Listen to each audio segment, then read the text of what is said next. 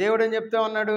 అయ్యా రండి, నా దగ్గర రండి, మీరు విశ్రాంతి పొందండి అని చెప్పి యేసుక్రీస్తు వారు పిలుస్తూ ఉంటే, అమ్మా నాకు విశ్రాంతి అవసరం లేదయ్యా, ఈ లోకంలో నేను కష్టపడతా ఉంటాను, శ్రమ పడతా ఉంటాను, నేను చనిపోయే వరకు నీ సన్నిధికి రానే రానని చెప్పి మనుషుడు దేవుని నుండి దూరంగా వెళ్ళిపోతా ఉన్నాడు.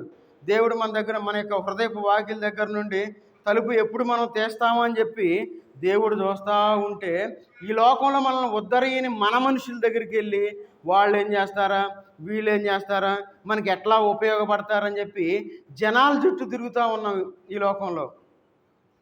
కాబట్టి ఈ లోకంలో మనం చాలా జాగ్రత్తగా ఉండాలి. ఈ క్షయ వస్తువుల చేత మనం తృప్తి పడేవారుగా ఉండకూడదు. అక్షయమైన వాటిని మనం కలిగి ఉండాలి.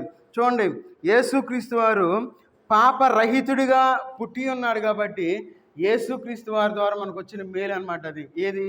మనం విమోచించబడిన వారము అనే విషయాన్ని మనం గుర్తుపెట్టుకోవాలి. ఈ లోకంలో మనం జీవించేటప్పుడు చాలా జాగ్రత్తగా జీవించాలి. క్రైస్తవుడు అని అంటే క్రీస్తును కలిగిన వాడు. క్రీస్తును కలిగిన వాడు ఏం చేయాలి? క్రీస్తు వారి యేసుక్రీస్తు వారి దగ్గరకు మనం రావాలి. మనం ఆ మాట ఎప్పుడో మర్చిపోయి ఏం చేస్తున్నామంటే, దేవుని సన్నిధికి ఎవరు వస్తూ ఉన్నారంటే, ఇప్పుడు పాత వాళ్ళు అంటే వయసు పైబడిన వాళ్ళు మాత్రమే దేవుని సన్నిధికి వస్తూ ఉన్నారు. యవన బిడ్డలు రాలేకపోతూ ఉన్నారు. యవనస్తులు ఏం చేస్తూ ఉన్నారంటే 24 గంటల్లో మ్యాక్సిమం 10 గంటలు ఫోన్ పట్టుకుని కూర్చుంటున్నారు. 10 గంటల తక్కువ ఎవరు కూర్చోవట్లా. సమయం దొరికినప్పుడల్లా. అందుకే మనం ఉద్యోగాలు తెచ్చుకోలేకపోతున్నారు యవన బిడ్డలు. వాళ్ళు మంచి జీవితాలు స్థిరపడలేకపోతూ ఉన్నారు. వాళ్ళు ఏం చేస్తూ ఉంటున్నారు? ఉదయం లేచిన దగ్గర నుండి ఫోనే.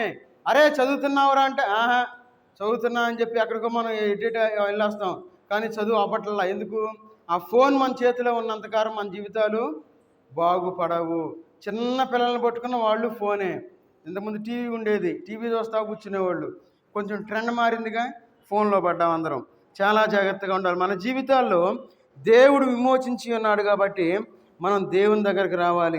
చూడండి, ఎఫెసీ రాసిన పత్రిక 1వ అధ్యాయము, ఎఫెసీ రాసిన పత్రిక 1వ అధ్యాయము 7వ వచనం చదవండి. 1:7. దేవుని కృప మహదైశ్వర్యమును బట్టి ఆ ప్రియుని యందు ఆయన రక్తము వలన మనకు విమోచనము, అనగా మన అపరాధములకు క్షమాపణ మనకు కలిగి ఉన్నది. చూడండి, దేవుని కృప మహదైశ్వర్యమును బట్టి ఆ ప్రియుని యందు, ఎవరైనా ప్రియుడు. చూడండి, ఉదాహరణకి ఈ లోకంలో ప్రియుడు ప్రియురాలు అనుకుంటారు. ఒక స్టేజ్లో ఒక యవన వయసులో ఎట్లా ఉంటుందంటే, ఈ ఫోన్లు వచ్చినాయి కదా, 24 గంటలు ఫోన్లు మాట్లాడతారు. ఏం చేస్తున్నా, ఏం తిన్నా, వెళ్ళావా, బయటికి వెళ్ళావా, టీ తాగా, ఏది ఒక ప్రేమలో ఉన్నవాళ్ళు 24 గంటలు మాట్లాడుకుంటూ ఉంటారు. ఎందుకు మాట్లాడుకుంటారు? వాళ్ళు ప్రేమించుకుంటున్నారు కాబట్టి. పెళ్ళైన తర్వాత ఫోన్లు ఫోన్ చేస్తే వస్తున్నాలే ఉండు, అంతే, 2 మాటలే. అంతకుముందు అబ్బో గంటలు ఏం మాట్లాడతారో తెలియదు. ఏం మాట్లాడుకుంటున్నాడు, ఏం తిన్నావా లేదా, అటు తిరిగావా, లేకపోతే ఏం చేసావా, మాట్లాడుకుంటుంది. అంటే మనం దేవునిలోనికి వచ్చిన మొదట్లో మనం చాలా ఎట్లా ఉంటామంటే, దేవుడు పాటలు, దేవుని యొక్క వాక్యము, ప్రార్థన, ఎవరికి వాక్యం చెప్పాలి, ఎవరిని దేవుని సన్నిధికి రావాలి, అలాంటి ఆలోచన మనం కలిగి ఉంటాం. కొన్నాళ్ళు అయిపోయిన తర్వాత, బాప్తీసం తీసుకున్న తర్వాత, కొన్నాళ్ళు అయిపోయిన తర్వాత దేవుణ్ణి మర్చిపోయి ఆరాధనకు రావటం కూడా మనం మర్చిపోతాం. అమ్మ ఆరాధనకి ఎందుకు రావట్లేదంటే ఏం చెప్తామంటే, ఎక్కడ తిరుగుతుందయ్యా, నాకు రావాలని ఉంది, మనసు పీకుతుంది, కానీ నేను రాలేకపోతున్నానని అంటాం. చూడండి, మనం చెప్పే మాటలు. ఎందుకంటే ఇక్కడ చూడండి, ఇక్కడ ఎఫెసీ రాసిన పత్రికలో ఒక మాట మనకు చెప్తా ఉన్నాడు. ఏమని? ఆ ప్రియుని యందు ఆయన రక్తము వలన మనకు విమోచనము. చూడండి, మన యొక్క అపరాధాలకు క్షమాపణ కలిగి ఉన్నది అని చెప్తా ఉన్నారు. ప్రియుడు, ఆయన ప్రియుడిగా మనం అనుకోవాలి. ప్రతి క్షణం ఆయనతో మనం మాట్లాడాలి. ప్రతిరోజు ఆయనతో మాట్లాడేవారుగా ఉండాలి. ఎందుకంటే ఆయనతో మనం మాట్లాడేవారుగా ఎప్పుడైతే ఉంటామో మన జీవితాలు మారిపోతాయి. మనం అనుకుంటాం ఇట్లా జరిగిద్ది అని నేను అనుకోలేదు అనుకుంటాం. మన స్టేట్మెంట్ అట్లా ఉంటుంది. అరే నేను బాగా చదవలేదే, కానీ ఎగ్జామ్ రాశాను, దేవుడు నాకు విజయాన్ని ఇచ్చాడు, ఉద్యోగం ఇచ్చాడు అని చెప్పి కొంతమంది చెప్తూ ఉంటారు. ఆ మాటలు మనం వింటూ ఉంటాం. చూడండి ఎంత ఆశ్చర్యమో, ఎన్నో ఎగ్జామ్స్ రాశాను, దేవుని కృప వల్ల వచ్చిందని చెప్తూ ఉంటాం. మన జీవితంలో దేవుని యొక్క కృప మహదైశ్వర్యం చొప్పున ఈ లోకంలో మనం జీవించేవారుగా ఉండాలి.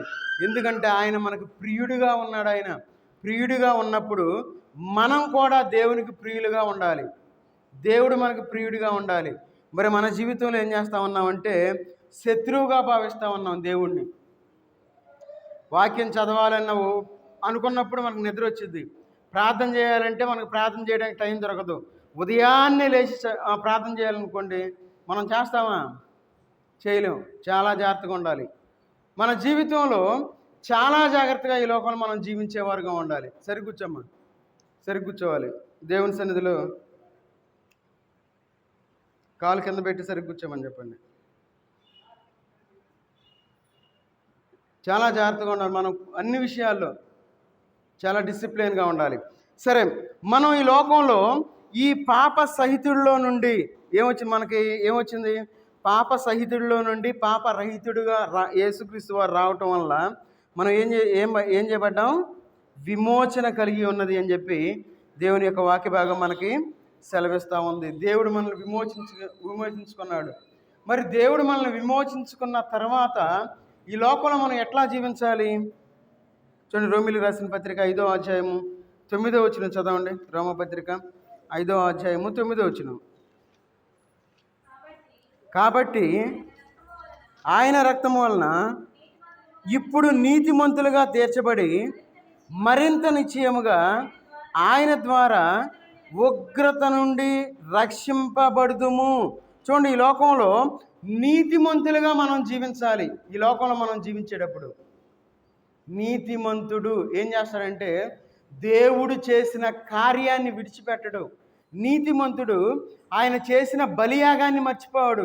నీతిమంతుడు దేవుని సన్నిధిని మర్చిపోడు. నీతిమంతుడు ప్రార్థన చేయడాన్ని మర్చిపోడు. నీతిమంతుడు ఏం చేస్తాడు? వాక్యం ద్వారా లేదంటే వాక్యంలో ఉండడాన్ని మర్చిపోడు. మనం ఏం చేస్తున్నాం? ఎన్ని మర్చిపోయి ఏం చేస్తున్నాం? మనం ఈ లోకంలో ఏదో బతుకుతున్నాం, ఏదో వెళ్తాం, ఏదో నామకార్థంగా ప్రార్థనకి వెళ్తున్నాం, వస్తున్నాం, ఏదో మనం అట్లా పేరుకు మాత్రమే ఈ లోకంలో క్రైస్తవులుగా జీవిస్తూ ఉన్నాం. ఈ లోకంలో మనం నీతిమంతులుగా జీవించాలి. అందుకే నీతి లేని వారంగా మనం జీవిస్తూ ఉన్నాం. చూడండి, అందుకే అంటాడు ఏమని? ఆయన రక్తము వలన ఇప్పుడు నీతిమంతులుగా తీర్చబడి. మనం నీతిమంతులుగా ఉండాలి. నీతి తప్పిన వారుగా ఈ లోకంలో మనం జీవిస్తూ ఉన్నాం. నీతిమంతులుగా ఉంటే దేవుడు మనల్ని ఏం చేస్తాడు? దీవిస్తాడు. నీతిమంతులుగా లేకపోతే ఎవరు? ఈ లోకంలో మన ఇష్టానుసారంగా మనం జీవించి మనం ఏముందలే అని చెప్పి ఈ లోకంలో మనం జీవిస్తూ ఉంటే ఎలాంటి ఉపయోగం లేదు. ఈ మధ్యకాలంలో ఒక అతను ఫోన్ చేశాడు నాకు, బాగా తెలిసిన అతనే. అయ్యా, ప్రార్థనకి ఎందుకు రాలేదన్నాడు. మీకు ఆల్రెడీ చెప్పాను, నేను నా మనస్సాక్షి ఒప్పుకోలేదు, రాబుద్ధి కాలేదన్న. మీరు మారమంటే మారలేదు కాబట్టి నేను రాలేదన్న, అంతే. సౌండ్ మారిపోయింది. అప్పటి వరకు బాగా యాక్టివ్గా మాట్లాడాడు.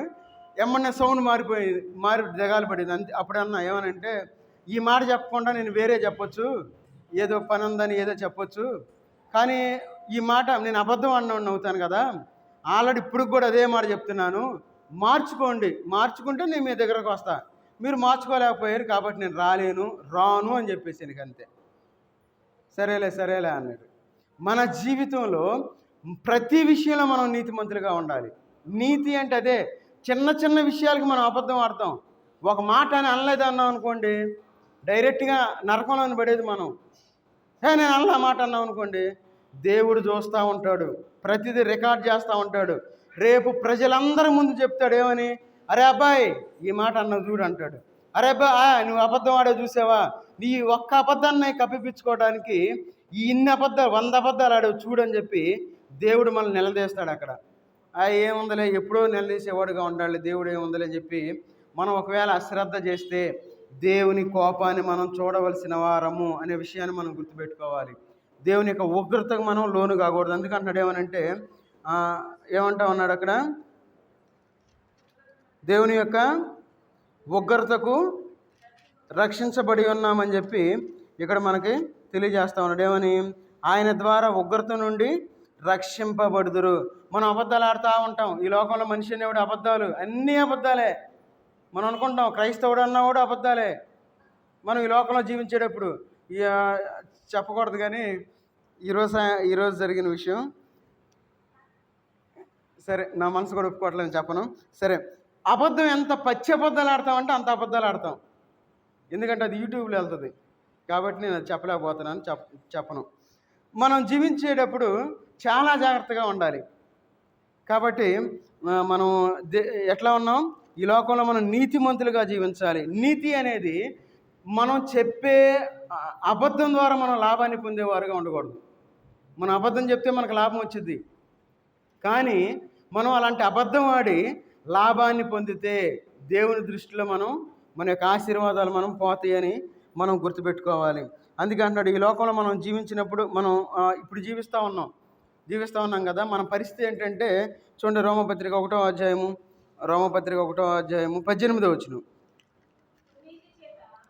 దుర్నీతి చేత సత్యమును అడ్డగించు మనుషుల యొక్క సమస్త భక్తిహీనత మీదను దుర్నీతి మీదను దేవుని కోపము పరలోకము నుండి బయలుపరచబడుచున్నది.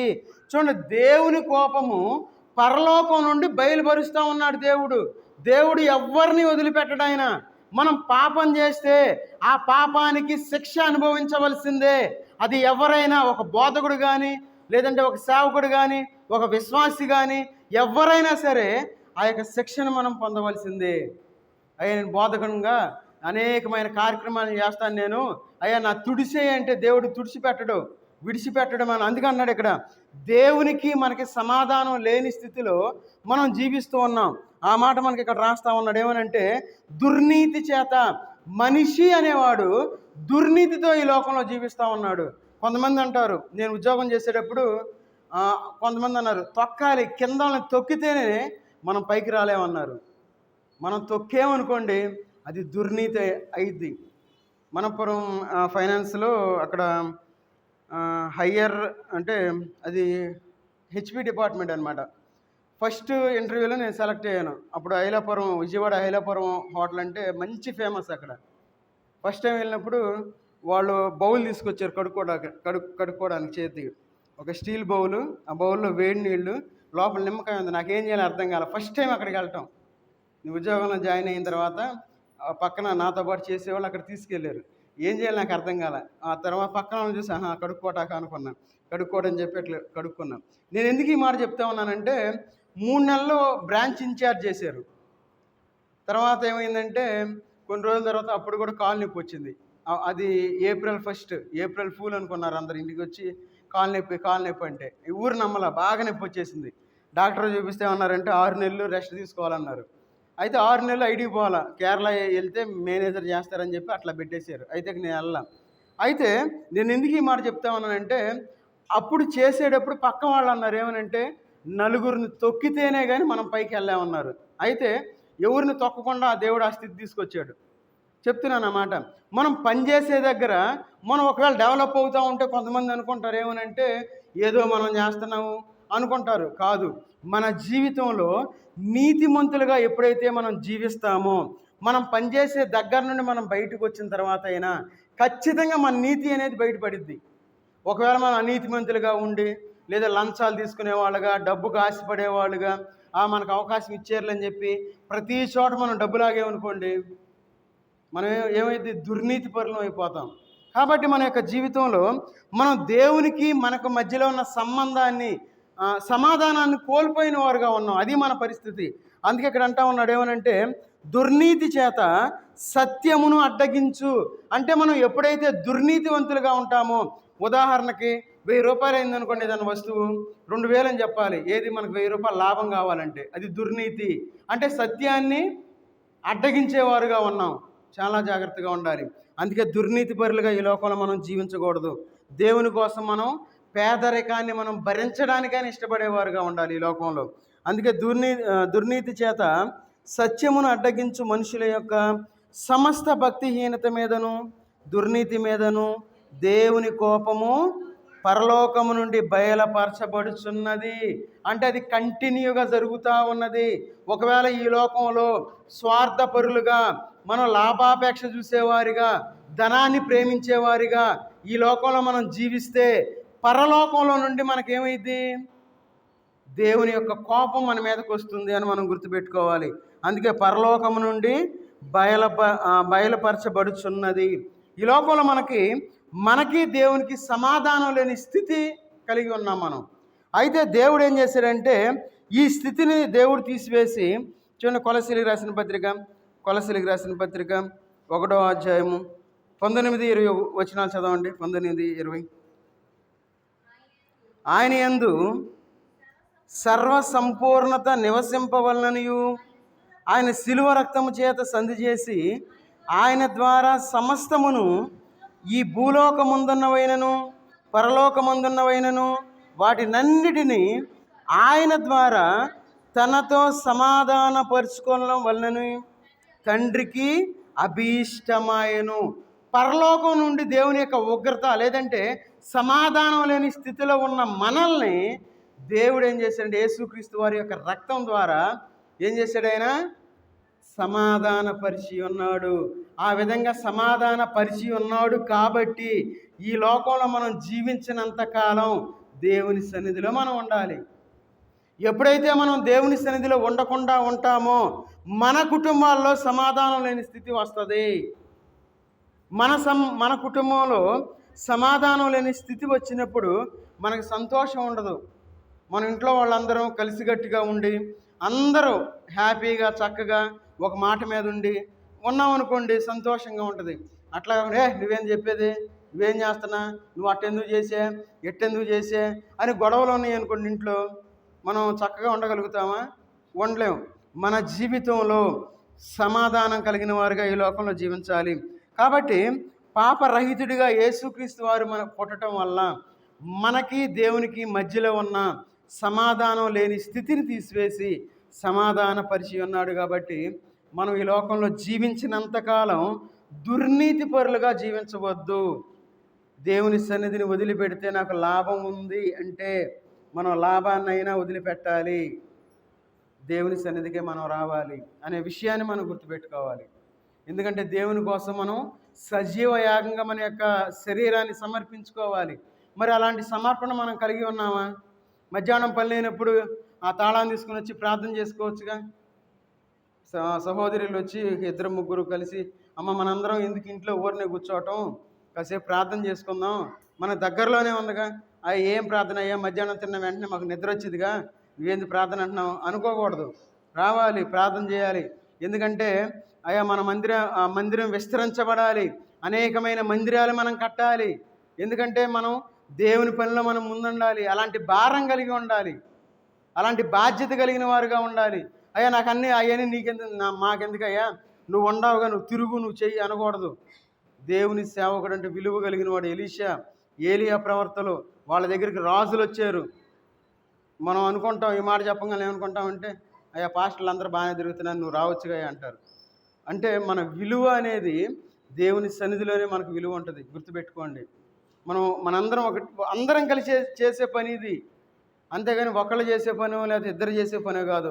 మనం ఆ భారం కలిగి ఉండాలి. అయ్యో నేను ఎట్లా మందిరానికి వెళ్తా ఉన్నానే, నేను వెళ్ళకపోతే ఎట్లా, మరి నా పక్కన వాళ్ళు చూసి మళ్ళీ అనుకుంటారు కదా, అరే ఏమో రక్షించబడింది, బాప్తీసం తీసుకుంది, ఏమే ఇంట్లో కూర్చొని నేనేం వెళ్తానని చెప్పి రక్షించబడినోళ్ళు అనుకుంటారనే ఆలోచన కూడా లేదు మనకి. చక్కగా అదిగో టీవీ పెద్ద సౌండ్లు పెట్టుకుని కూర్చున్నాం అనుకోండి ఇంట్లో, మరి మనల్ని చూసి ఎట్లా వస్తారు? లేదంటే ఫోన్లు పట్టుకొని కూర్చున్నాం అనుకో, అయ్యా లైవ్ ఆరాధన వస్తుందని చెప్పి కూర్చున్నాం అనుకోండి. ఇప్పుడంతా ఫ్యాషన్ అయిపోయింది, అందరికీ ఫోన్ ఉంది, నెట్ ఉంది, లైవ్ ఉంది.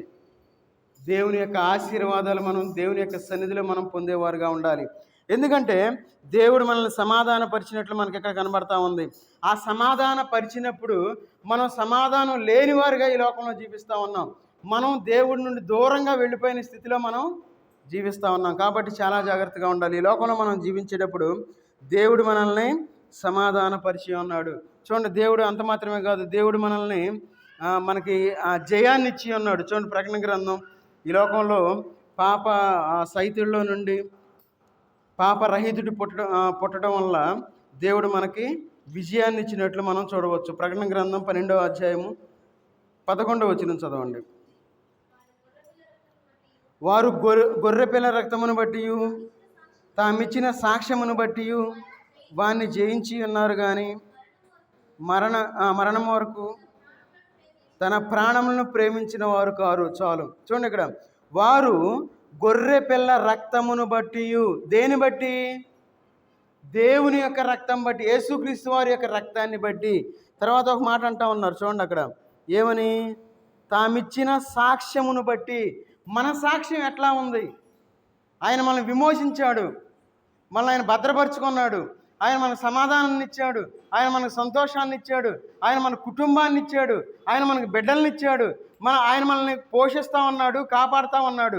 ఇవన్నీ చేస్తూ ఉంటే మనం మర్చిపోయాం చేస్తున్నాం, ఏముందిలే, మన యొక్క ప్రాణాన్ని ప్రేమించేవారుగా ఉన్నాం. అందుకే అక్కడ అంటా ఉన్నాడు చూడండి, తమ ప్రాణములను ప్రేమించిన వారు కారు. వేడి వేడి అన్నం 7:30కు వండుకొని 8 గంటలకు తింటాం కాదు. ఈ లోకంలో మనం అనుకుంటాం ఏమని, పనికి వెళ్ళి ఇప్పుడే వచ్చాను 8 టయానికి తినాలి, టయానికి చచ్చిపోం మనం టయానికి తినకపోతే. కొంతమంది ఏంటంటే టైం పాటించాలి, మళ్ళీ తప్పు కాదు, మళ్ళీ తప్పుగా అనుకోవద్దు. ఈ లోకంలో మనం బ్రతకాలి, టైం పాటించాలి, అన్నీ చేయాలి. కానీ మనకి జయం కలగాలి, మన యొక్క జీవిత యాత్రలో జయకరమైన జీవితాన్ని మనం జీవించాలి అంటే మన ప్రాణాన్ని లక్ష్య పెట్టకూడదు. మనం ఏం కాదు, మనకి దేవుని యొక్క మాట ద్వారా మనం బ్రతుకుతున్నాం, మనం తినే తిండి ద్వారా కాదు. ఈ లోకంలో మనం జీవించేటప్పుడు అనుకుంటాం ఏమనంటే, మనం తినాలి, బాగా తినాలయ్యా అంటారు. బక్కగా ఉన్నామని చూసి బాగా లాగుంటే అంటారు, అవి నువ్వు బాగా తగ్గియాలయ్యా అంటారు. ఎందుకు? సన్నబడాలని. కానీ తినటంలో ఏమి లేదు, అది దేవుని యొక్క చిత్తం. కాబట్టి మన యొక్క జీవితంలో మన యొక్క ప్రాణాన్ని మనం ప్రేమించేవారుగా ఉండకూడదు.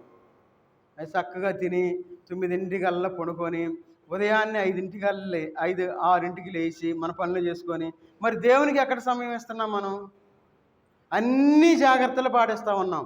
మరి మనం పరలోకం వెళ్ళాలంటే మరి ఏ జాగ్రత్తలు మనం పాటిస్తూ ఉన్నాం? ఈ లోకంలో మనకు షుగర్ వచ్చిందనుకోండి, జాగ్రత్త, 100 గ్రాముల అన్నం తినాలి, జాగ్రత్త, టీలో పంచదార వేసుకోకూడదు, కాఫీలో పంచదార వేసుకోకూడదు, రోజు వాకింగ్ చేయాలి, 2 కిలోమీటర్లు 3 కిలోమీటర్లు వాకింగ్ చేయాలి. ఎందుకు ఈ జాగ్రత్తలు మనం పాటిస్తూ ఉంటాం? షుగర్ వచ్చింది కాబట్టి. మరి మనం పరలోకం వెళ్ళాలంటే మరి ఏం జాగ్రత్తలు మనం పాటిస్తున్నాం? అయ్యా మాకు జాగ్రత్తలు ఏమొద్దు, మాకు డైరెక్ట్గా పరలోకం కావాలి, నువ్వు దీవించబడదువుగాక ఆమేన్ అంటే చాలు అనుకుంటున్నాం మనం ఈ లోకంలో. దాని నుండి మనం బయటికి రావాలి. నువ్వు ఆశీర్వదించబడదువుగాక, నీ బిడ్డలు దీవించబడుదురుగాక ఆమేన్, అది మనకు కావాలి. అట్లా చెప్తే అందరూ వచ్చేస్తారు. ఈ మధ్యకాలంలో ఒక అతను అంటా ఉన్నాడు, నీ కుటుంబంలో 4 దయ్యాలు తిరుగుతున్నాయి అన్నాడు ఒక ఆయన. నా చిన్నతనంలో చదువుకునేటప్పుడు వచ్చి ఒక ఆయన నా కోసం ప్రార్థన చేశాడు. ఆయన ఏంటంటే దూరంగా ఉన్నప్పుడు దయ్యం అన్నాడు ఆయన. నా దగ్గరికి వచ్చి నన్ను పట్టుకొని ఆయన గుండెల మీద ఆనించుకొని, నీలో ఏదో శక్తి ఉందయ్యా, దేవుడు నన్ను ఆకర్షించాడు, నువ్వు అసలు నాకు ఏదో ఫీలింగ్ వచ్చేస్తా ఉంది, దేవుడు నీలో ఉన్నాడని చెప్పి ఆయన సాక్ష్యం చెబుతా ఉన్నాడు. నేను చిన్నతనంలో చూడండి, మనుషుల యొక్క మాటలు ఎట్లా ఉంటాయి అంటే మభ్యపెట్టేగా ఉంటాయి. మనిషి యొక్క మాటలు ఎట్లా ఉంటాయంటే ఆకర్షించేవిగా ఉంటాయి. నువ్వు రా ఆశీర్వాదం, నీ రోగం పోయింది, నువ్వు రా, భలే ఉంటుంది మా దగ్గర. దేవుని యొక్క వాక్యం భలేగా ఎప్పుడు ఉండదు. దేవుని యొక్క వాక్యం కష్టంగా ఉంటుంది, దేవుని యొక్క వాక్యం బాధగా ఉంటుంది, దేవుని యొక్క వాక్యం నొప్పిగా ఉంటుంది. అది దేవుని యొక్క వాక్యం అంటే. అట్లా కాకుండా నువ్వు ఏదైనా చేయి, రా నీకు ఆశీర్వాదాలు అన్నావు అనుకోండి, అది వాక్యం కాదు. చాలా జాగ్రత్తగా ఉండాలి. ఈ లోకంలో మనం జయకరమైన జీవితాన్ని జీవించాలి, ఈ లోకంలో మనం జయాన్ని సాధించాలి అంటే దేవుని యొక్క రక్తం ద్వారా మనం ప్రోక్షించబడ్డాం. తర్వాత ఆయన అక్కడ ఏమంటున్నాడు చూడండి, ఆయన యొక్క రక్తం ద్వారా మన యొక్క ప్రాణాన్ని మనం ప్రేమింపకూడదు, దేవుణ్ణి మనం ప్రేమించేవారుగా ఉండాలి. ఆ విధమైన జీవితాలు మనం జీవించాలి. ఎందుకంటే పాప సహితుడిలో నుండి పాపరహితుడు పుట్టడం వల్ల మనకు కలిగే లాభం ఏంటంటే జయకరమైన జీవితాన్ని దేవుడు ఇచ్చి ఉన్నాడు. ఈ లోకంలో మనం చాలా జాగ్రత్తగా ఉండాలి, చాలా నియమాలు పాటించాలి. దేవుడు అంటే ఎన్ని నియమాలు పాటించాలో అసలు ఆ భయమే లేదు.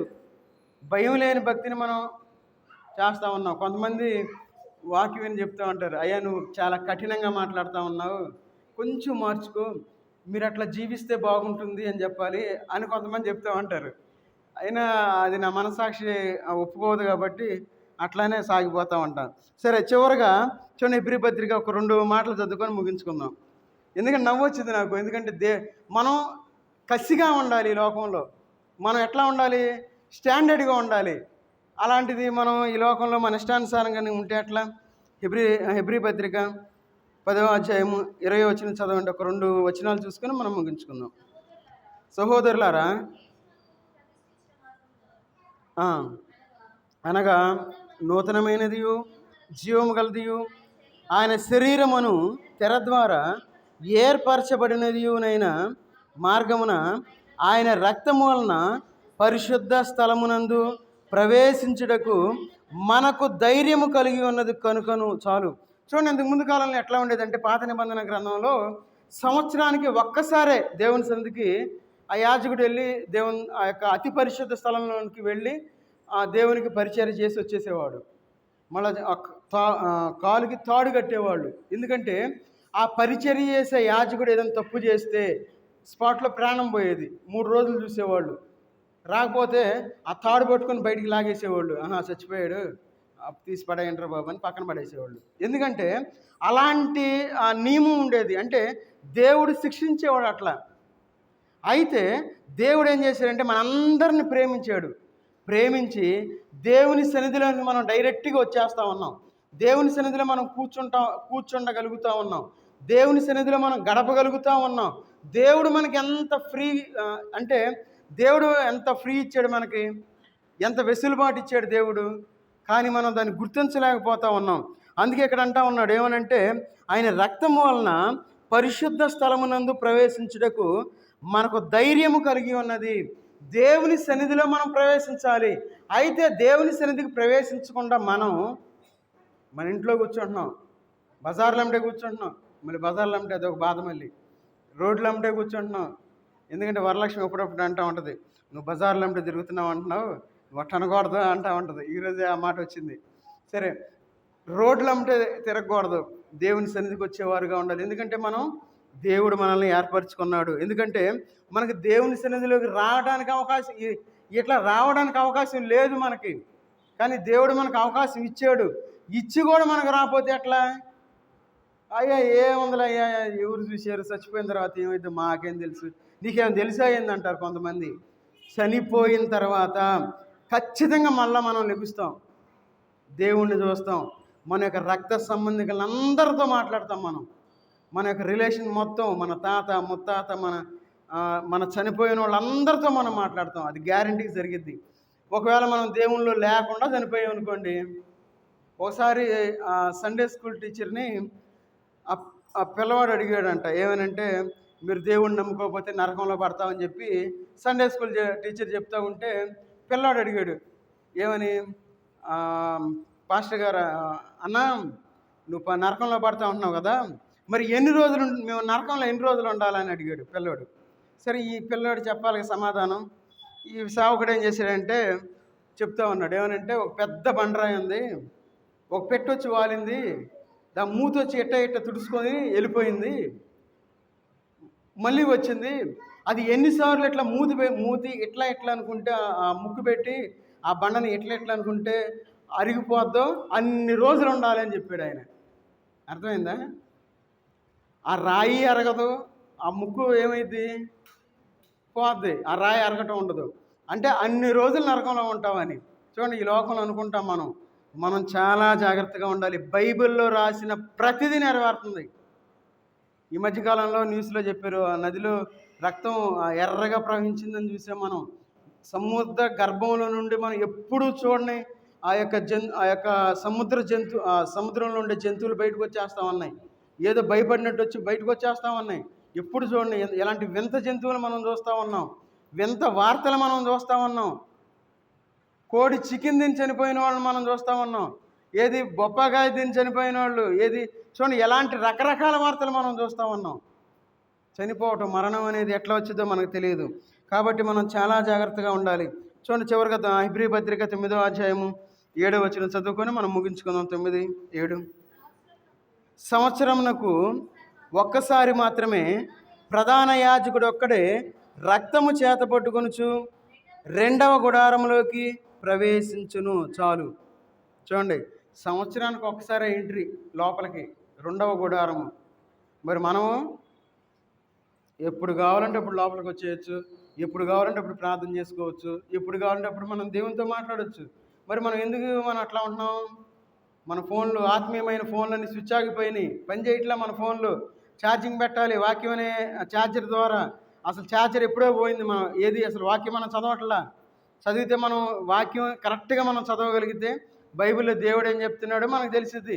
అసలు వాక్యం ఛార్జర్ ఎప్పుడో పోయింది, ఛార్జింగ్ అస్సలు లేదు, జీరోలో ఉన్నాం మనం. ప్రార్థన అస్సలు చేయట్లా. ఏ వందలే కాసేపు పాటలు వింటే సరిపోయింది, కాసేపు వాక్యం వింటే సరిపోయింది అని మనం సమర్థించుకుంటా ఉన్నాం. అసలు వాక్యం చాలా జాగ్రత్తగా వినాలి. మనం యూట్యూబ్లో కూడా అసలు అదే చెప్పాను కదా, ఒక ఆయన మీ ఇంట్లో 4 దెయ్యాలని నేను చెప్తా ఉన్నాడు. ఆయన యూట్యూబ్లో చూసే మాట. ఆయన ఏం చెబుతున్నా నాకు అర్థం కావట్లా. 4 దెయ్యాలుండి తిరుగుతున్నాయి, మీ ఇంట్లో చుట్టూ తిరుగుతున్నాయి అంటున్నాడు ఆయన. నీలో దెయ్యం ఉంది, ఆ దెయ్యం బయటికి రావాలంటున్నాడు. పాపం ఆయం జరిగింది ముందు చెబుతుంది. ఆ మాటలు నేను చెబుతా ఉన్నాడు. అలా ఆయనకి నిద్ర పడదంట. నిజమే, మీ ఆయనకి నిద్ర పడదని నేను చెబుతా ఉన్నాడు. చాలా జాగ్రత్తగా ఉండాలి ఈ లోకంలో. మనం జీవించేటప్పుడు వాక్యానుసారంగా జీవించాలి. ఇంకొకటి, మళ్ళీ విమర్శిస్తున్నావు అనే మాట కూడా వస్తుంది. విమర్శ కాదు అది, మనం తెలుసుకోవాలి. తెలుసుకోవటానికి ఒకవేళ ఈ మాట చెప్పలేదు అనుకోండి, మనం కూడా నోరు తెరుచుకుని చూస్తాం. ఏమని? అమ్మో, ఆయనకి ఎడ చూస్తున్నాడు. ఒకసారి అన్నాడు ఆయన, నాకు పరలోకంలో కనపడింది, ఇప్పుడే ద్వారం ఒకటి తెరుచుకుందాం అన్నాడు ఆయన. నాకు షాకు, నాకు ఫీజులు ఎగిరిపోయిన ఆ మాట విన్న వెంటనే. పరలోకంలో తలుపు తెరుచుకోవడం ఆయన చూశాడంట. ఏది? పట్టవగలు చూశాడు ఆయన. చూడండి, అలాంటి బోధలు మనం వింటా ఉన్నాం. చాలా జాగ్రత్తగా ఉండాలి. ఈ లోకంలో మనం బ్రతికేటప్పుడు దేవుడు యేసుక్రీస్తు వారు ఎవరు?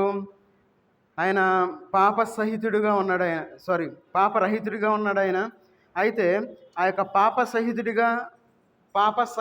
సహితుడిలో నుండి పాపరహితుడిగా ఆయన వచ్చి ఉన్నాడు కాబట్టి మనకి ఈ మేళ్ళన్నీ కలిగినాయి. కాబట్టి మనం చాలా జాగ్రత్తగా ఉండాలి. ఏముందిలే అని ఎవ్వరు అనుకోవద్దు. ఖచ్చితంగా మీరు కూడా రాసుకోవాలి. అబ్బాయి, మీరు కూడా వచ్చి కూర్చుంటున్నారు, చదువు వచ్చిన ప్రతి ఒక్కరు నోట్ చేసుకోవాలి. సరే, మన జీవితంలో మనం చాలా జాగ్రత్తగా ఉండాలి. దేవుని యొక్క వాక్యాన్ని మనం భద్రపరుచుకోవాలి. దేవుని యొక్క వాక్యం అనేది దేవుని యొక్క జ్ఞానం, అది భద్రపరుచుకోవాలి. ఇంటికి వెళ్ళిన తర్వాత రిఫర్ చేయాలి. వీటి గురించి ఎవరైనా చెప్పినప్పుడు అది ఎవరిది కరెక్ట్గా ఉందని మనం టాలీ చేసుకోవాలి, ముందుకు వెళ్ళాలి. కాబట్టి మనందరం తల్ల వంచి చివరి ప్రార్థన చేసుకుని మనం ముగించుకుందాం. మహోన్నతుడైన దేవా, సర్వాధికారైన దేవా, నీకు వందనాలు తండ్రి. ఈ రాత్రికాల సమయంలో మీ యొక్క పాసందులో చేరి మీ యొక్క వాక్యాన్ని మేము ధ్యానించుకోవడానికి, వినడానికి మీరు ఇచ్చిన కృపను బట్టి వందనాలు చెల్లించుకుంటూ ఉన్నా తండ్రి. అవును తండ్రి, మీరు పాపరహితుడిగా ఉండినైనా మా కోసం పాపసహితుడిగా ఈ లోకానికి వచ్చినైనా మీరు మాకు ఇచ్చిన యొక్క మేలును బట్టి మీకు వందనాలు చెల్లించుకుంటూ ఉన్నా తండ్రి. అవును తండ్రి, సంవత్సరానికి ఒక్కసారి ఆ యొక్క పరిశుద్ధ స్థలంలోకి వెళ్తున్నారని చెప్పి బైబిల్ చెప్తూ ఉంది తండ్రి. అలాంటి స్థితిలో మేము ఉన్నప్పుడు తండ్రి, మాకు నాయన మీకును సమాధాన పరిచినైనా మీ సన్నిధికి రావడానికి మీరు ఇచ్చిన కృపను బట్టి మీకు వందనాలు చెల్లించుకుంటూ ఉన్నా తండ్రి. మీకు రక్తం ద్వారా మమ్మల్ని పరిశుద్ధపరిచిన విధానాన్ని బట్టి మీకు వందనాలు చెల్లించుకుంటూ ఉన్నా తండ్రి. మీరు ఇచ్చిన సమాధానాన్ని బట్టి మీకు వందనాలు చెల్లించుకుంటూ ఉన్నా తండ్రి. మీరు ఇచ్చిన సంతోషాన్ని బట్టి మీకు వందనాలు తండ్రి. ఇక్కడ చేరిన ప్రతి కుటుంబాన్ని మీరు జ్ఞాపకం చేసుకుని తండ్రి, ప్రతి కుటుంబంలోనైనా వారు ఏ బాధలో ఉన్నారో తండ్రి, ఏ అక్కర్లో ఉన్నారు, ప్రతి అవసరాన్ని మీరు తీర్చమని అడుగుతూ ఉన్నా తండ్రి. ఇంకానైనా ఎవరైతే కాంపిటేటివ్ ఎగ్జామ్స్ రాస్తూ ఉన్నారో ఆ బిడ్డలు మీరు జ్ఞాపకం చేసుకుని తండ్రి. ఎగ్జామ్స్ రాసి ఉన్నారు తండ్రి, ఎగ్జామ్స్లో మంచి విజయం రావడానికి తగిన సహాయం దయచేయండి తండ్రి. ఇంకెవరైతే రాయబోవచ్చు ఉన్నారో ఆ బిడ్డలు మీరు జ్ఞాపకం చేసుకుని తండ్రి, వారు కూడా బాగా రాసినైనా మంచి మార్కులతో పాస్ అయ్యి నా దేవుడు నాకు విజయాన్ని ఇచ్చాడని చెప్పులాగా నా సాక్షులుగా ఉండడానికి తగిన సహాయం దయచేయండి తండ్రి. ఇంకా చిన్న బిడ్డలు మీరు జ్ఞాపకం చేసుకుని తండ్రి, వారు మంచి జ్ఞానంలో ఎదగడానికి తగిన సహాయం దయచేయండి. ముఖ్యంగానైనా మీ సన్నిధికి వచ్చి మీ సన్నిధిలో గడిపి మీ సన్నిధి ఆనందాన్ని పొందడానికి తగిన సహాయం దయచేయండి తండ్రి. ఇంకా ఎవరైతేనైనా మీకు వాక్యాన్ని మీ యొక్క సన్నిధిని ఎవరైతే అభ్యంతరపడుతూ ఉన్నారో తండ్రి, ఆ బిడ్డలను క్షమించమని అడుగుతూ ఉన్నారు తండ్రి. అనేకమైన మందిరాలు కట్టడానికి తగిన సహాయం చేసింది తండ్రి. మీ యొక్క మందిరాన్ని వ్యాపింపజేయండి తండ్రి. మీకు రాజ్య వ్యాప్తిలో బలంగా వాడుకోమని అడుగుతున్నా తండ్రి.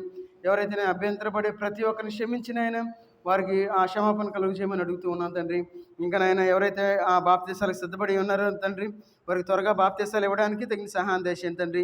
ఇంకా మారు మనసు లేని బిడ్డలు మీరు జ్ఞాపకం చేసుకుని తండ్రి, వారు మారు మనసు పొంది బాప్తీసం తీసుకోవడానికి తగిన సహాయం చేసింది తండ్రి. ఇంకా నాయన యూట్యూబ్ ద్వారా ఎవరైతే చూస్తున్నారో ప్రతి బిడ్డను మీరు దర్శించమని అడుగుతున్న తండ్రి. వారి కుటుంబాల్లో కార్యాలు జరిగించండి తండ్రి. వారు వాక్యాన్ని గ్రహించినైనా, నిజమైన దేవుని వాక్యాన్ని వారు వినినైనా మీలోనికి రావడానికి తగిన సహాయం చేసింది తండ్రి. అయ్యా, ప్రతి ఒక్కరు మనసును మార్చమని అడుగుతున్న తండ్రి. ఇంకా ఎవరైతే మైక్ ద్వారా ఎవరైతే వింటూ ఉన్నారో తండ్రి, వారినైనా ఒకసారి ఆలోచించి నిజంగా మీ యొక్క మాటలు గ్రహించిన ఆయన వారి యొక్క మనసులో మెత్తని మనుషులు చేసుకున్న తండ్రి మీ సన్నిధికి రావడానికి తగిన సహాయం దేశమని అడుగుతూ ఉన్న తండ్రి. అయ్యా ప్రతి కుటుంబాన్ని నిండారుగా దీవించి ఆశీర్వదించండి తండ్రి. ఎవరైతే ఆర్థికమైన సమస్యలతో బాధపడుతున్నారో ప్రతి ఒక్కరిని నేను దర్శించమని అడుగుతున్నా తండ్రి. అయ్యా మందిరానికి కావాల్సిన ప్రతి అవసరాన్ని తీర్చమని అడుగుతున్నా తండ్రి. ఇంకా నేను ఎవరైతే జ్ఞానం కోసం ప్రార్థిస్తున్నారో ప్రతి బిడ్డకి జ్ఞానం ఇవ్వండి. ఇంకా అదేవిధంగా వృద్ధాప్యంలో ఉన్న బిడ్డలు మీరు జ్ఞాపకం చేసుకుని తండ్రి. ఆ యొక్క వృద్ధాప్యంలో వచ్చే ప్రతి బలహీనతలో మీరు తోడుగా ఉండి నడిపించమని అడుగుతూ ఉన్న తండ్రి. ఇంకా ఎవరైతే అనారోగ్యంతో బాధపడుతూ ఉన్నారో ఆ బిడ్డలు మీరు జ్ఞాపకం చేసుకుని తండ్రి. ఇంకానైనా మీరు ఇచ్చిన ఆరోగ్యాన్ని బట్టి మీకు వందనాలు చెల్లించుకుంటూ ఉన్న తండ్రి. ఇంకా నేను ఇప్పటివరకునైనా మమ్మల్ని అందరినీ మీరు కాచి కాపాడి మీ యొక్క రెక్క నీళ్ళలో కాస్తూ ఉన్నందుకు మీకు వందనాలు చెల్లించుకుంటూ ఉన్న తండ్రి. ఇప్పటివరకు నాయన మీ యొక్క వాక్యం ద్వారా నాతో మీరు మాట్లాడినందుకు మీకు వందనాలు చెల్లించుకుంటూ యేసుక్రీస్తు వారి నామంలో ప్రార్థించి అడిగి వేడుకుంటున్నాం తండ్రి. ఆమెన్. మన తండ్రి అయిన దేవుని యొక్క ప్రేమయు కుమారుడైన యేసుక్రీస్తు వారి కృపయు పరిశుద్ధాత్మ యొక్క కృపయు మనకు తోడుగా ఉండి నడిపించును గాక. ఆమెన్.